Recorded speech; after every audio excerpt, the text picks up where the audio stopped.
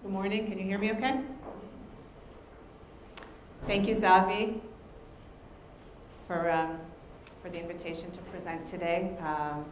It's an honor and a privilege to join all the women this morning in talking about creativity, and it's very inspiring to be here. And that film was a great, inspiring story about how people can overcome difficulties and obstacles. And the story that I'm going to tell you today is also about inspiration and motivation to tackle a huge global challenge. And I was asked to give a personal angle, so I went all the way with that, and I'm going to share with you my family story. This is the family that I grew up in, not my current family. I have a husband and 3 children, but this is the family that I was raised in. This is my mom. She's a neuroscientist. I was born in Israel, and we moved to the States when I was 8. I was raised in Boston. My mom's a neuroscientist, and she does brain research to this day. She's been doing it for the last 40 years. My dad is a high-tech entrepreneur. He's an engineer by training. And my brother is also an engineer by training. His name is Danny. So I'm telling you all this because it'll be important for the rest of the story, so you know where I'm coming from and why I'm here in this role. Had a very happy and normal childhood. Actually, was probably more than normal because we had so much more than so many other people, I think, have. We always had everything we needed. You know, great education, great after-school activities, lots of friends, health, everything you need for a happy childhood. And we're only a year and a half apart, Danny and I, so obviously we were very close. And as you can imagine, also with a mom who's a neuroscientist and a dad who's an engineer, I from a very young age was exposed a lot to brain research, to technology, and also working at Pfizer and at Teva and in the pharmaceutical industry for many years, exposed obviously to brain disorders and to central nervous system disease. And but it wasn't until 17 years ago when my brother was 23 and he was actually serving in the army here in Israel. He was diagnosed with a very serious brain condition called schizoaffective disorder. And it wasn't until that moment when he was hospitalized and suffering from a horrible psychotic episode that I personally became aware of the suffering and the pain and the helplessness and the devastation that is caused by brain illness, which oftentimes is a chronic condition and oftentimes is from a very early stage in life. And that was really the first time that I realized how helpless such a huge community is, because there's just no cure. There's no cure, there's no solution for so many of the diseases that people suffer from. And that was kind of my first exposure and first time that I really became aware. Fast forward a little bit, but really, my story is just one of many, right? You probably all know at least one person who maybe is a family member, is a friend, is a colleague, who has been impacted by one of over 500 brain disorders. Over 1 billion people worldwide suffer from some sort of neurological or psychiatric condition, whether it's an illness that starts early in life or a condition that we're born with, whether it's autism, whether it's a brain injury from sports, whether it's post-traumatic stress disorder that many soldiers come back with. Maybe it's other diseases that come on during early adulthood, like depression, anorexia, schizophrenia, and later in life, Parkinson's, stroke, Alzheimer's. You've heard about them all. They're not only a global health issue, but they have become an economic and a social issue that many societies and governments are really starting to grapple with and starting to realize that this is a major crisis because it's costing them trillions of dollars in medical costs, in lost productivity. Many people who suffer from these illnesses obviously cannot work. And not only that, their caregivers are pretty much unable to lead normal lives. And it's a huge, huge burden for many families throughout the world. But there is some good news, I think, or at least some hope, and this is why I'm here.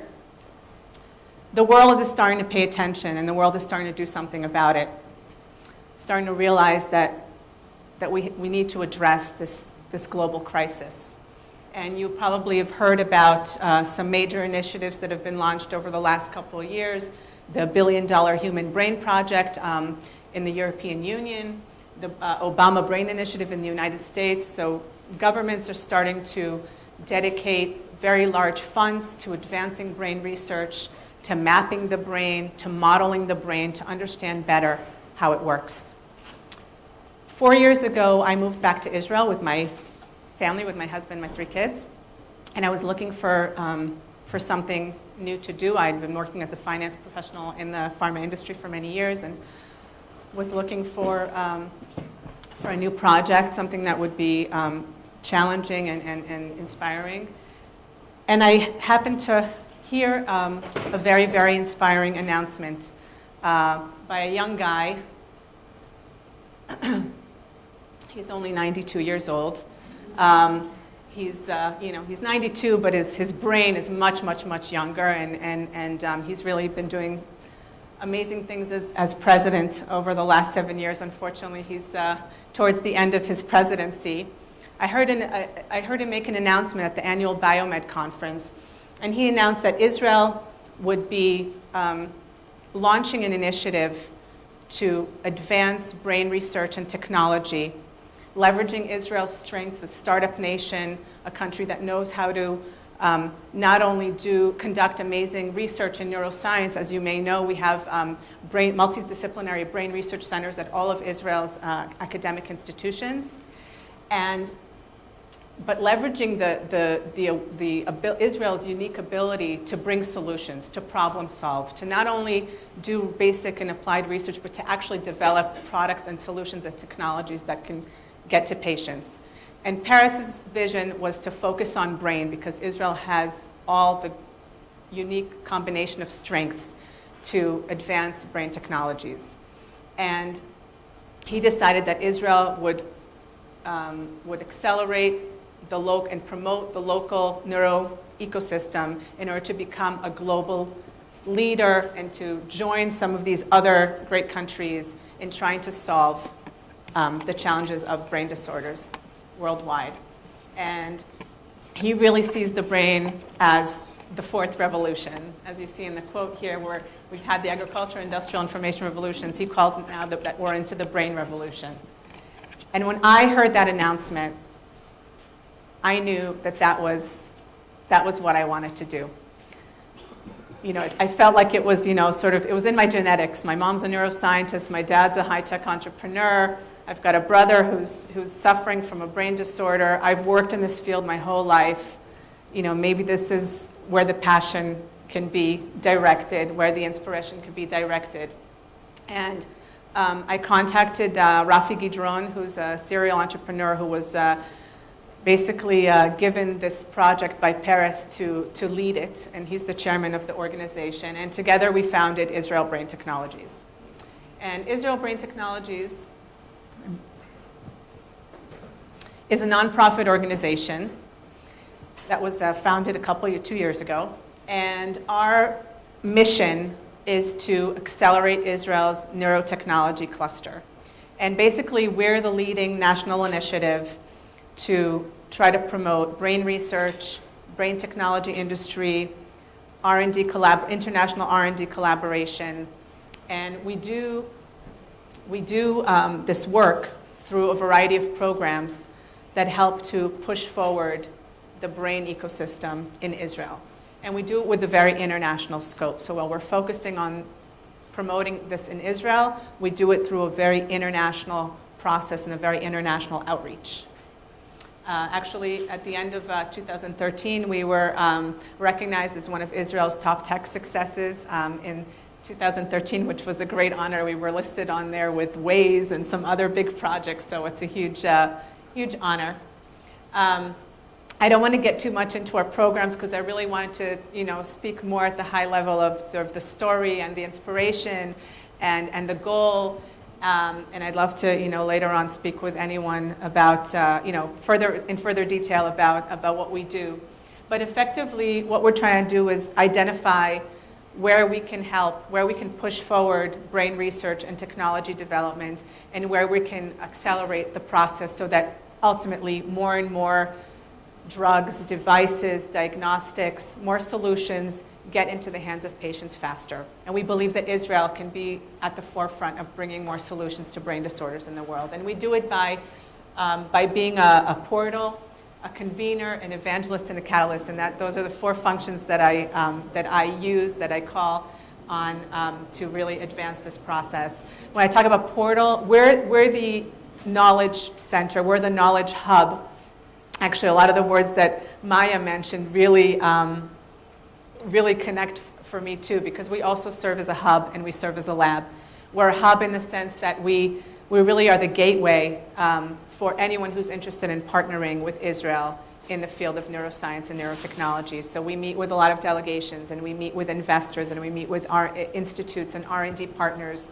And anyone who's interested in learning about what's happening, we have a database of all the researchers and all the companies in Israel, and we stay in touch with all the startups and new projects in order to be able to facilitate partnerships. We're a convener. We have a conference that we run every year. We had our first conference in October. We had leading scientists, technologists, government officials, investors, all the stakeholders related to brain technology came to Israel and from Israel to find new ways to collaborate.